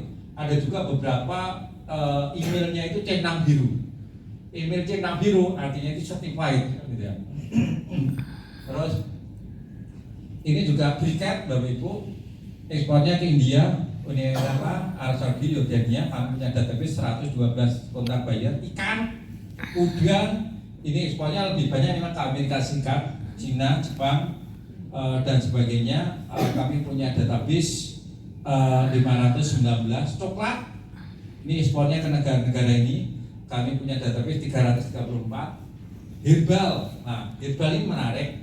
Herbal ini bisa termasuk ada bumbu-bumbu Bapak Ibu. Jadi herbal misalnya ada kunyit, ada asam, ada galangal, ada jahe, ada merica. Ini bisa termasuk komoditas ini atau sudah dalam bentuk bumbu. Contohnya bumbu rendang. Nah, ini permintaan sekarang tinggi. Karena apa? Rendang sekarang salah satu makanan yang beberapa versi masuk makanan terenak di dunia. Nasi goreng juga, sehingga ada juga bisa jual nasi goreng itu menjadi produk ekspor, gitu kan. Nah, sebenarnya peluang untuk ekspor banyak banget Bapak Ibu. Sambal pecel, misalnya sambal bawang, ya sambal terasi, banyak sekali persambelan itu, gitu kan. Terus Pak, ekspornya kemana? Gitu kan. Sebenarnya simple misalnya. Seperti saya yang kontak dagang dengan dengan Saudi Arabia, ini kan banyak ini saudara-saudara kita yang ada dia naik haji. Saya yakin gitu kan, dia 2 hari meninggalkan Indonesia, makanya itu mungkin di sana makan roti terus, kangen namanya sambal terasi, gitu kan, kangen sama namanya rendang, gitu kan. Itu diekspor di sana itu laku, gitu kan. Ada juga misalnya kita kalau mau belajar simple, ekspornya itu ke banyak orang Indonesia. Contohnya ada ekspor rendang, itu misalnya ke Hong Kong. Nah, di Hong Kong itu banyak orang-orang Indonesia bekerja di sana yang kangen masakan Indonesia, itu jumlahnya ribuan. Jadi saya sarankan ketika Anda belajar ekspor, cari potensi yang paling mudah, jangan paling sulit. Ketika Anda sulit, Anda kesulitan. Jadi ketika mudah, 1, 2, 3, terus nanti itu akan naik-naik dan Anda bisa ekspor nanti banyak. Itu. Ini kelapa. Ini menarik Bapak Ibu. Sekarang kelapa ini salah satu produk yang keren dan banyak dicari di dunia. Dari atas sampai bawah laku semua. Contohnya itu Pak. Ini lidinya itu permintaan banyak ke Vietnam untuk nyapu, untuk dirakit menjadi sabu. Vietnam, Thailand, Cina, India. Butuh ini banyak. Airnya itu bisa diekspor ya, untuk air dalam kemasan yaitu seperti hidrokoko. Minyaknya juga bisa diekspor menjadi VCO, virgin coconut oil. Kemudian batoknya tadi permintaannya juga banyak. Sampai serabut kokopik itu untuk media tanam. Dan ada juga banyak permintaan ekspor ke Cina untuk apa? Untuk bahan baku spring bed. Jadi dari sini serabut kelapa diekspor ke Cina, diolah, dicampurkan ke spring bed, baru diekspor ke seluruh dunia. Jadi permintaannya banyak sekali. Jadi sebetulnya ketika kita mau belajar, membuka wawasan, ekspor itu banyak sekali peluangnya. Kemudian ini tadi produk kulit, ini dari topi, tas, ini banyak sekali. Makanan ini memang banyak ekspor Amerika, Filipina dan sebagainya. Nah, mungkin Bapak Ibu yang bergerak di bidang makanan, ada satu hal yang perlu Anda ketahui, ada beberapa secara garis besar untuk makanan itu. Pertama, jika Anda ingin ekspor, rata-rata ini ketentuan umumnya ya. Expirednya itu 1 tahun rata-rata. Ya, jadi buyer itu rata-rata mintanya 1 tahun. Tapi sebenarnya itu bisa juga kita siasatin. Kalau itu misalnya kue kayak kue untuk Lebaran. Kalau itu misalnya kita jualnya langsung ke end user, itu sebenarnya tidak harus 1 tahun. 3 bulan pun berani. Jadi kalau saya sarankan Anda mulai dari ekspor eceran. Itu juga kalau nanti misalnya ini berkaitan dengan gorengan, rata-rata buyer itu minta minyaknya sekali goreng Itu. Jadi dia tidak mau minyaknya itu sampai hitam. Ini minyak apa oli gitu kan. Dia nggak mau. Nah, ada beberapa teman dia ekspor itu sampai hitam ditolak. Nah, itu kita harus tahu. Jadi ekspor itu juga harus kita deal dengan buyernya seperti apa. Pak, lah tadi yang Pak Roy katanya dampingin yang stripping, ya dia sekali goreng. Tapi dia pinternya gimana? Jadi gini, dia deal sama buyer. Buyernya minta, pokoknya saya mau minta stripping saya minyaknya sekali goreng. Udah, syaratnya oke, yuk siap. Wah, kemudian setelah dia kirim ekspor, saya tanya, Mas, kamu rugi gak? Kok minyaknya sekali goreng? Saya kan takut ya nanti ujung Goreng lain minyak lagi. gorengnya ternyata harganya 150.000, ini cocok enggak? Gitu kan. Ternyata dia, untung Mas. Lah gimana? Ya saya tetap komit dengan buyer. Minyak goreng untuk stripping pertama, slang, jual ke buyer. Sampai habis saya jual lokal Mas. Wah, pinter gitu ya. Jadi artinya gini, minyaknya satu wajan, goreng yang pertama jual ekspor, jual kedua, ketiga sampai habis jual lokal, masih tetap enak. Gitu ya. Wah, ya pinter kamu ya, cepat sugih gue Mas. Ya, gitu ya. Jadi kadang kita untuk produk-produk kayak gitu kita juga harus cerdas menyiasatinya. Gitu ya. Ya, itu terus baju.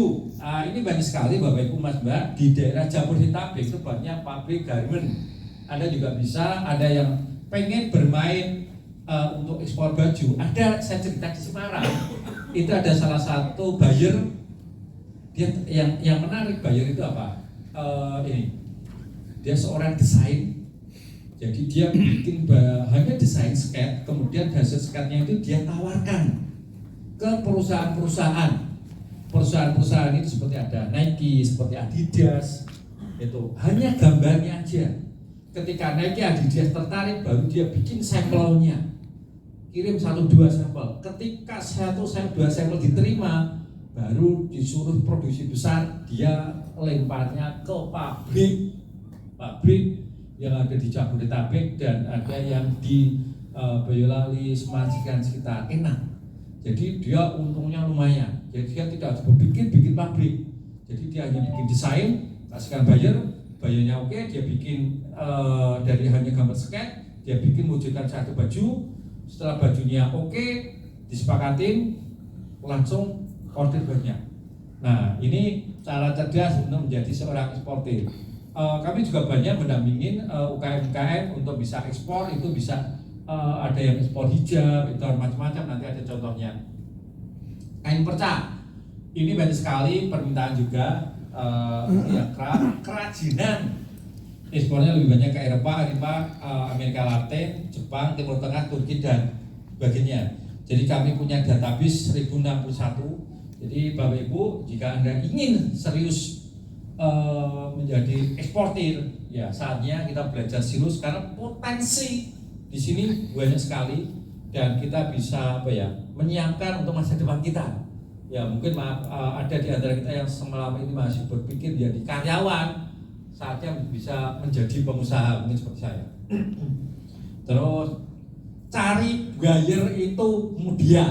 Nah ini tadi nanti ini saya bahas satu-satu ya. Tadi ini pengiriman. Ya, oke, sertifikasi sudah, perizinan, oke. Terus ini cari buyer itu mudah dari pengalaman kami. Ini banyak sekali buyer yang datang dan berkunjung ke kami. Cara mencari buyer zaman dulu itu dengan pameran. Ya, jadi sayangnya pameran tidak semua pameran itu bagus untuk bisa mendapatkan buyer. Terserah, memang EO-nya aja bilang ini pameran itu akan didatangi banyak buyer, ternyata pas hari-harinya maklum utus, itu saya juga sering, gitu kan. Dari pengalaman saya, pameran yang paling bagus itu TI dan efek Anda untuk mencari buyer. Nah, cuman ada cumannya. Untuk ikut pameran uangnya banyak, saya nggak kuat. Sekali pameran Anda paling tidak harus siap uang 75 juta. Itu untuk apa? Untuk sewa stand, untuk menyiapkan produknya, untuk bayar karyawan selama pameran, bikin flyer, bukan macam-macam transportasi dan tetek bengeknya kurang lebih 75 juta. Dapat bayar belum tentu. Nah terus gimana Pak? Nah, kelemahan selanjutnya juga ketika pameran itu setelah itu hanya sekali. Dan misalnya hanya di bulan misalnya Maret. Ya udah, Anda mau cari di bulan apapun sulit. Nah, terus yang paling efektif gimana Pak?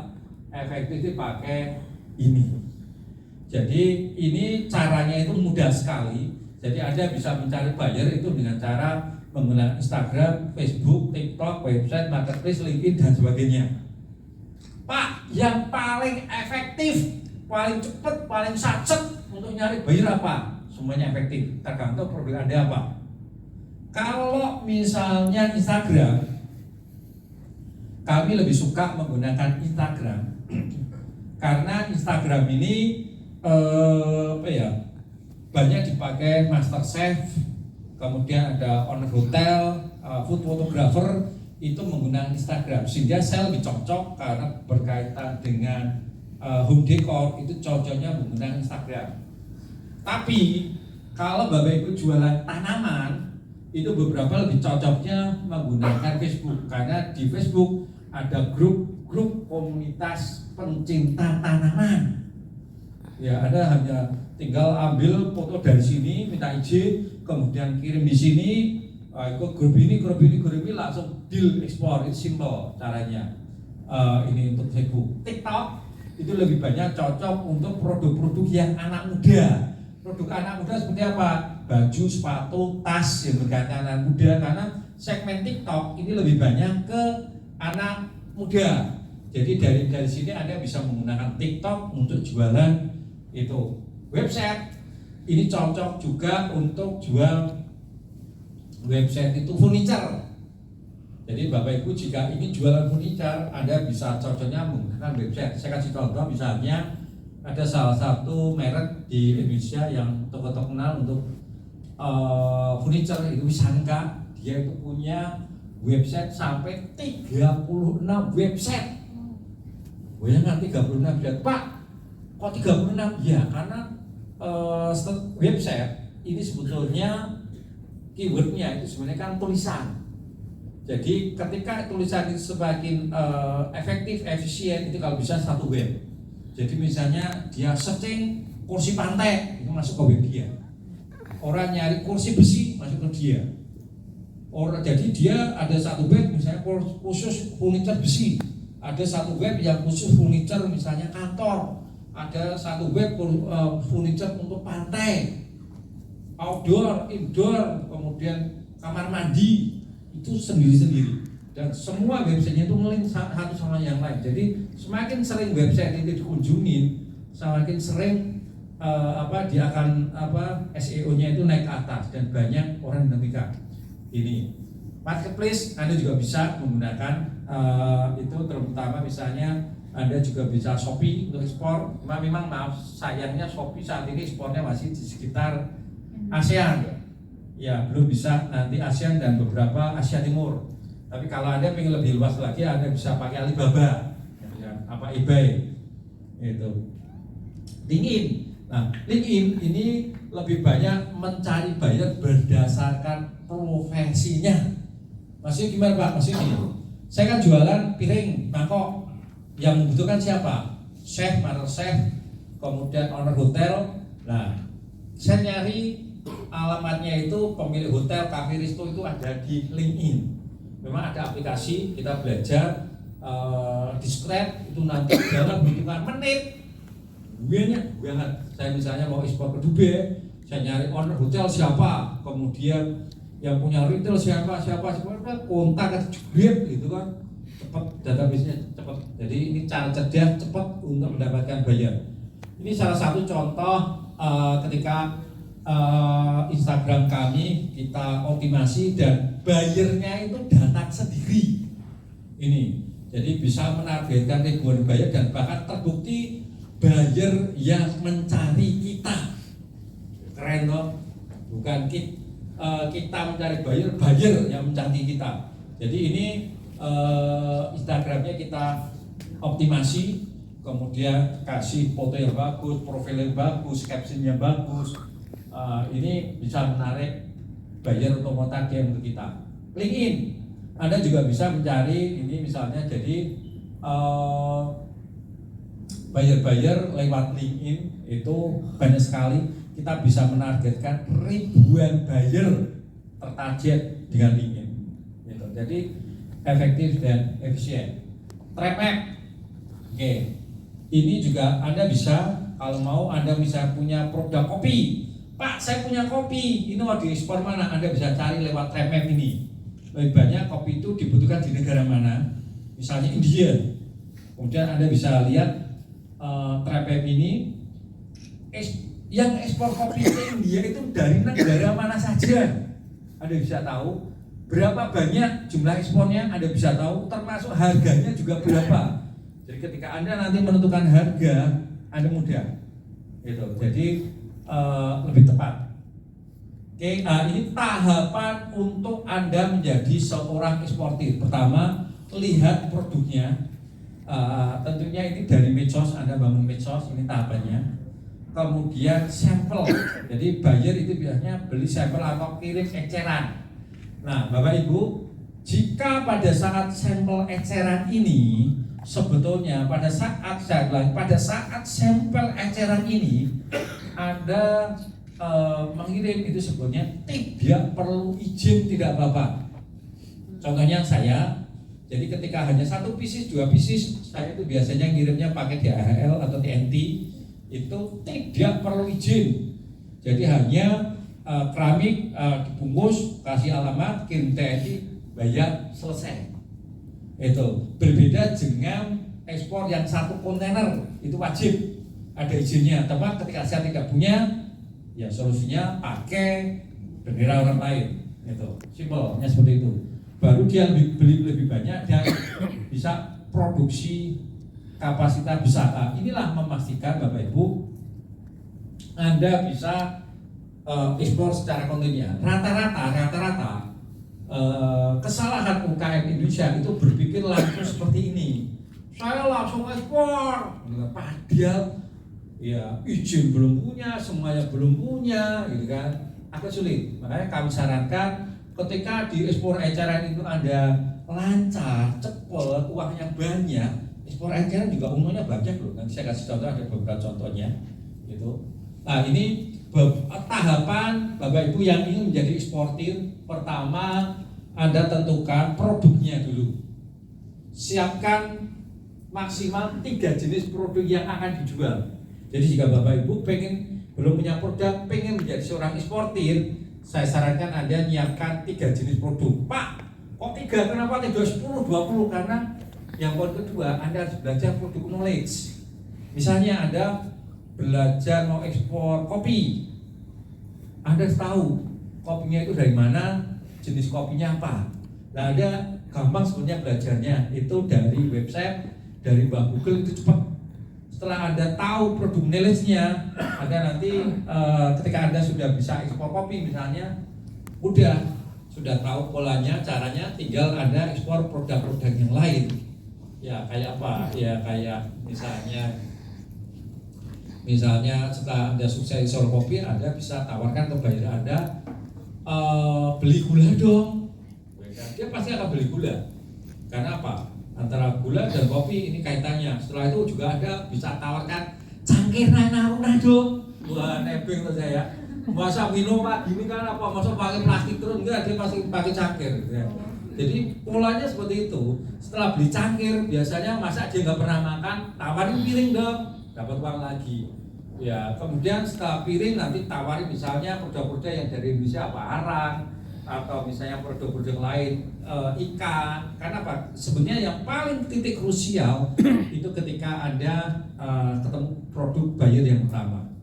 Kemudian setelah Anda pelajari produk knowledge, Anda cari suppliernya. Jika Anda belum punya produk sendiri, nah ini datangi, kunjungi buat penjahit, tanya foto sama kapasitas, baru Anda bangun usahanya, perusahaannya. Ini kalau Anda belum punya PT NBP nggak apa, minimal namanya. Setelah ini Anda bangun medsosnya, bisa IG, bisa Facebook, bisa katalog. Anda baru cari bayarnya, ada ribuan buyer yang menunggu. Ini luar biasa, ribuan buyer. Jadi pastikan Anda tetap semangat untuk mencari buyer. Karena Pak, ribuan buyer maksudnya gimana? Jadi gini, sebetulnya saya tahu karakter buyer karena saya sering ketemu buyer. Buyer itu sebenarnya rindu barang-barang baru. Misalnya dia sudah jualan kursi seperti temannya Bapak, dia tuh pengen kursi yang jualan lain. Nah ini kesempatan kita untuk menawarkan ke dia. Misalnya dia sudah jualan kopi Brasil, Bapak tawarin misalnya kopi Bajawa, kopi misalnya Wamena, kopi Toraja, dia tertarik. Karena apa? Ketika semakin banyak produk dia, buyer juga senang. Jadi sebetulnya buyer itu mencari, cuma kadang ya kita itu yang kurang aktif, sehingga kebanyakan mah trader itu malah dari orang asing, orang Singapura, orang bule-bule yang tinggalnya di Bali. Dia menjual produk-produk dan padahal itu menurut saya potensi menjadi trader itu banyak sekali. Kenapa orang Singapura itu dipercaya menjadi trader? Padahal misalnya dia jualan misalnya batu bara atau dia jualannya kelapa sawit. Yang punya batu bara itu pasti ngawur enggak Indonesia, kelapa sawit Indonesia. Tapi karena pinternya strategi mereka bisa menjadi trader. Sebenarnya pinternya gimana sih Pak? Sebenarnya nggak pinter-pinter amat sih. Sebetulnya itu dia hanya apa ya? Melayani. Dia nanya ini, yaudah tak carikan. Dia minta ini, ya udah tak carikan, itu aja. Itu lebih simpel menjadi trader itu. Baru ini bisa ekspor. Ini Bapak Ibu, ini tahapan Anda untuk menjadi kita punya produk, tapi bisa ekspor. Anda tinggal ngikutin pola-pola seperti ini, Anda cepat. Nah, jadi cara ini sangat efektif dan efisien dan banyak sekali UKM-UKM yang kami dampingi sukses menggunakan tahapan-tahapan seperti ini. Masalah terbesar UKM adalah tidak berusaha secara maksimal menangkap peluang. Artinya gini, kebanyakan UKM itu hanya belajar, setelah itu udah saya UKM apa, saya nggak bisa apa-apa, udah itu. Kembali lagi mindset. Jadi ketika kita sudah belajar ekspor, ya saya berharap Bapak itu semangat. Ya semangat, saya yakin orang yang datang ke sini itu ya kalau saya bilang mentalnya sudah bagus ya, sudah terbukti, gitu kan. Karena beberapa UKM-UKM yang lain itu dia hanya datang ke seminar kalau ada amplopannya. Kalau orang di amplopnya aku nggak datang Mas, itu biasanya mereka nggak mau maju. Karena apa? Mengharap amplopnya, ilmunya dia nggak pernah bisa serap. Karena di sini amplop, habis ini saya ke sana amplop lagi, itu. Saya tahu iya, karena saya juga teman-teman saya juga banyak yang melakukan seperti itu. Nah, ini saya berharap Bapak Ibu semangat nanti untuk bisa menjadi seorang eksportir hebat. Nah, seminar kali ini Bapak Ibu tahu ekspor itu mudah. Yakin semangat menjadi eksportir? Yakin. Wah, yakin semangat menjadi eksportir? Yakin. Wah, yakin, amin. Ini yang hadir semua eksportir sukses. Jadi Anda tahu tadi bahwa ekspor itu mudah. Intinya gini, sertifikasi. Saran saya, Anda jangan pusingin dulu.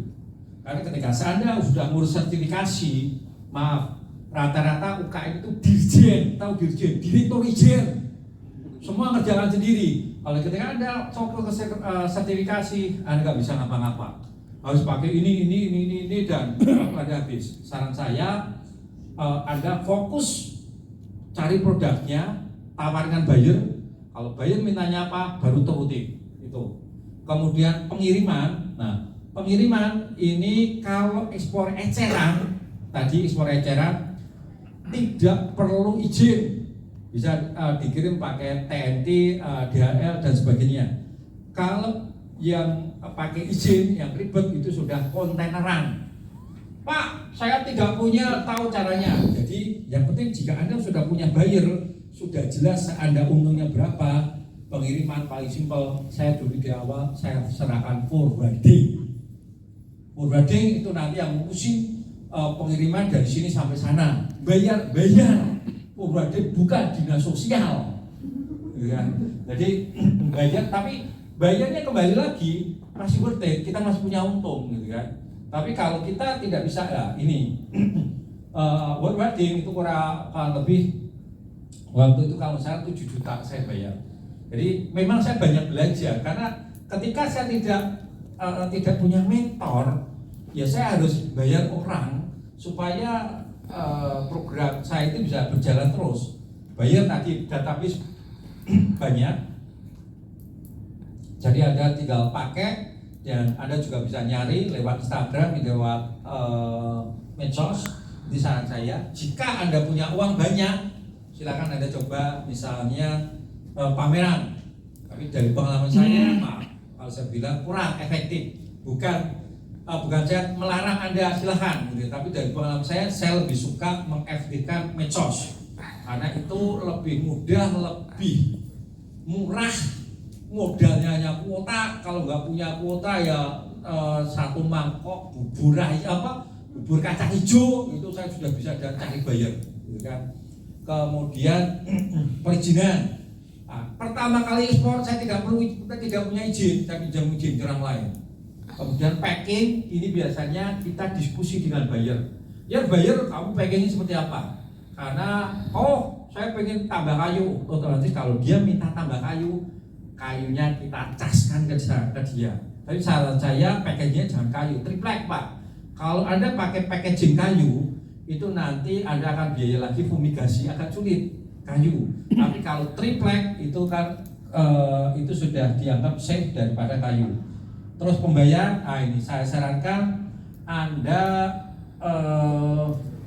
menggunakan sistem DP, ya 40% misalnya. LC alternatif terakhir. Nah, modal kalau dia sudah menggunakan sistem DP, modal itu Anda tinggal gerundung gitu. Ini satu paket ini.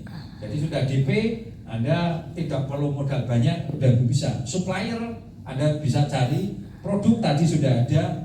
Asuransi Anda diskusi dengan bayarnya, karena biasanya ya bayar kamu pakai asuransi nggak mau, otomatis yang bayar asuransinya bayarnya, udah gitu kan. Jadi asuransi itu kita konsultasi dengan bayar. Jadi seminar kali ini kita tahu ekspor itu mudah. Ekspor itu gimana Pak? Mudah. Oke, mudah. Ya. Terus, supaya Bapak Ibu cepat untuk ekspor, saya sarankan Bapak Ibu ikut program pendampingan. Kenapa? Jadi ibaratnya gini, kalau Bapak Ibu ikut program pendampingan itu seperti naik gunung, itu ada penuntun jalan. Anda bisa cepat suksesnya, lebih efektif, efisien, tidak tersesat. Itu. Dan ini prinsip program pendampingan. Jadi program pendampingan itu ada diajarin 1 hari materi full tentang ekspor, lebih detail lagi daripada ini. Ini kan cuma beberapa jam. Kemudian Anda juga bisa didampingin ini sampai sukses selama 3 tahun. Wah biasa, jadi lama. Jadi masa 3 tahun harusnya Bapak Ibu sudah bisa ekspor. Kemudian ada juga konsultasi khusus. Kemudian ini ada Bapak Ibu akan cepat bisa untuk menjadi seorang eksportir. Oke, kalau Anda lakukan sendiri bisa, cuma kadang sebetulnya kalau saya lihat akan efektif, efisien ikut program pendampingan karena banyak sekali tip dan trik, termasuk misalnya informasi, misalnya forwarding. Pak, saya mau ekspor ke misalnya ke Australia. Nah, kalau Anda tidak tahu, seperti tadi di daerah ada peserta kami seminar di daerah Tangerang, tadi pagi ada yang nanya, Pak, saya itu menggunakan forwarding ke sini ke Australia, kok rate-nya sekitar 80 juta misalnya. Ternyata setelah kami cek ke teman kami yang biasanya rutenya ke Australia, ternyata hanya 65 juta. Nah, waduh, kok selisihnya 15 juta? Iya, karena gini, rata-rata yang namanya forwarding itu dia serba bisa. Bisa gini, saya sebenarnya dia punya track misalnya ke Amerika, tapi kalau ada orang yang nyari ke Eropa, dia bisa, ke Cina bisa, tapi dia lempar, dia minta fee. Nah inilah, jadi makanya program pendampingan ini penting dan saya sarankan Bapak Ibu ikut jika memang serius menjadi eksportir gitu. Nah, program pendampingan ini materinya apa saja Pak? 1 hari full, jadi materinya ini inovasi produk, membangun SDM, modal bagaimana, modal sedikit, termasuk legalitas perusahaan, dibantu mencari pemasok, buyer online, offline, menentukan harga, macam-macam transaksi juga nanti kita jelaskan secara detail. Jadi ini kemudian 3 tahun didampingin. Jadi 3 tahun pendampingan ini sampai Bapak Ibu sukses ekspor, diajari setiap bulan itu masih diajarin terus.